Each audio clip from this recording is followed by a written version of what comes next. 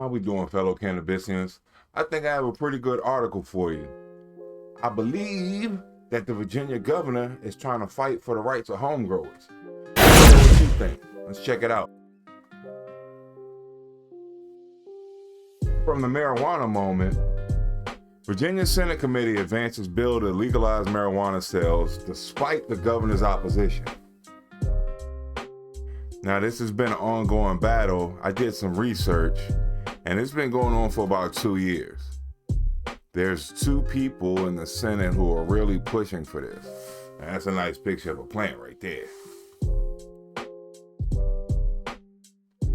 Lawmakers on the Virginia Senate Committee have greenlit a proposal to legalize and regulate adult-use marijuana sales in the state, advancing a bill from Senator Aaron Rouse, Democrat, on an 8-7 vote.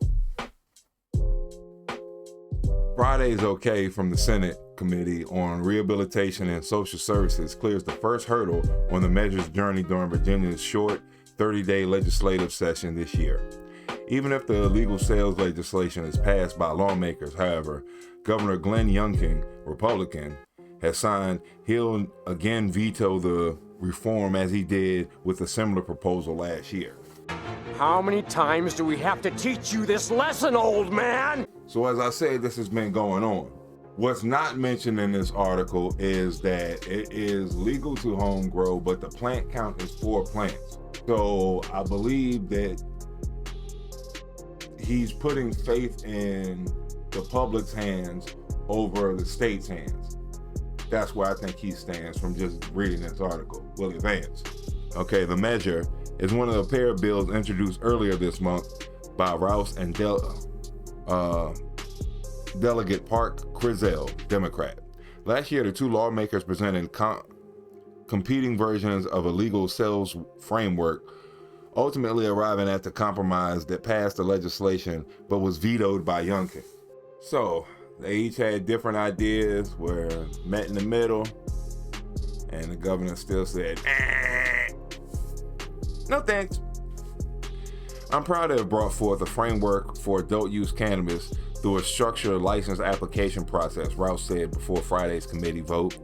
The bill prioritizes public safety and creating a well-regulated marketplace that keeps adult products out of the hands of kids. This is when I start to have a problem right here with this type of language. In recent years, we have seen an unchecked proliferation of illegal and unregulated marijuana stores.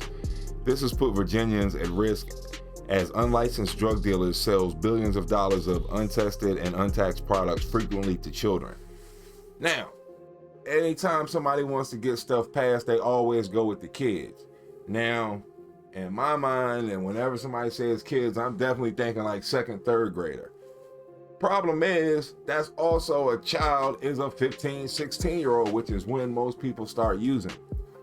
So, billions and billions being sold, what are you saying, in the state? Or are you talking about overall, worldwide, nationwide? Like, be more specific. You're using key words to invoke an emotion, but this all seems like a cash grab to me. So it's saying a well-regulated market is necessary. In this proposal, adults will be able to purchase up to 2.5 ounces of marijuana from regulated retailers under the 82-page legislation. Jesus Christ! With sales set to commence no earlier than May 1st, 2026. Regulators at the Virginia Cannabis Control Authority could begin issuing cannabis licenses in September of this year. So they're ready to move forward with this. They are really ready to go. And they want to get their hands on those billions. That's the only way I really see it. In order to say that you're going to keep this out of the hands of kids, that means you'd have to actually know every kid and monitor them to see that it's not getting in the hands of them by some means.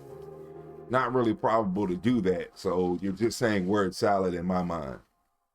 Well, this stinks. Purchase of adult use marijuana would be taxed up to 11.62%.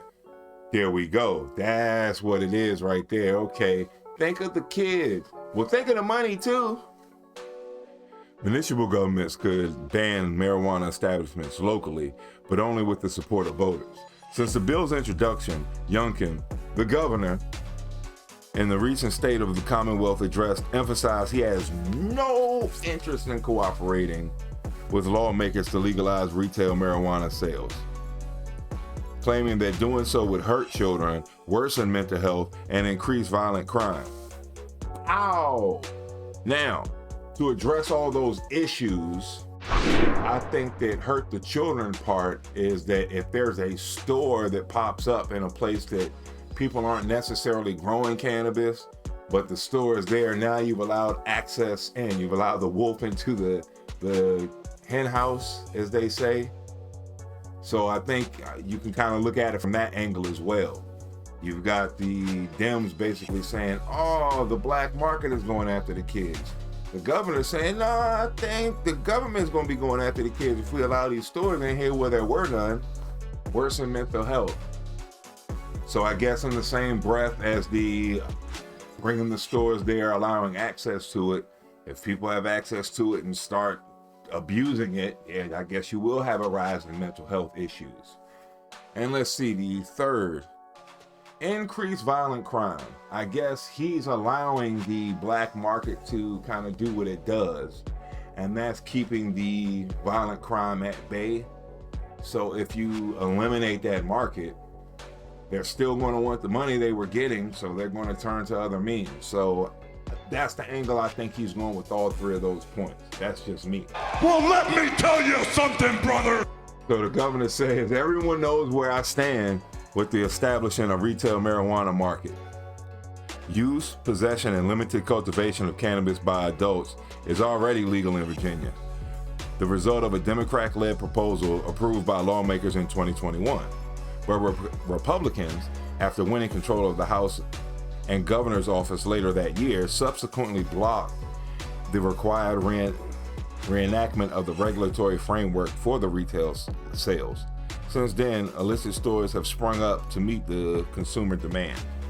So they're talking about pop-ups, and that, at least when I was living in DC, was the way that they had to pretty much sell everything on the street, set up little tables, and pretty much sell cannabis through donation, because you actually couldn't sell it. And there were no stores, so without these pop-ups, these illicit stores that they're talking about, there would have been no real way to get cannabis, even though cannabis was legal to possess and consume and sell in DC, that little gray area. Well, this stinks. So some of the regulations they're putting in, location of retail outlets could not be within 1,000 feet of another one. 1,000 feet, that's like 7-Eleven, McDonald's pop-up. Jesus Christ. Yeah, they are trying to flood the market. No wonder the governor's going against this. You need to say every 10,000 feet or something like that. Make it hard to get to if you're really trying to act like you're regulating something. The more you have, the harder it's going to be to control. Oh, man. All right. Cultivators will be regulated by space devoted to marijuana cultivation, known as Cannabisians. Both indoor and outdoor marijuana cultivation would be allowed. The only growers in lower tiers with lower limits on the canopy size could grow plants outside. Larger growers would need to cultivate plants indoors. Secure greenhouses will qualify as indoor cultivation. So you can grow larger plants indoors, but you gotta grow smaller plants outdoors. That really seems very counterproductive. That doesn't make much sense to me. Virginia's a prime farming state, so it seemed like if you went outdoors, you could really do a lot better than growing indoors.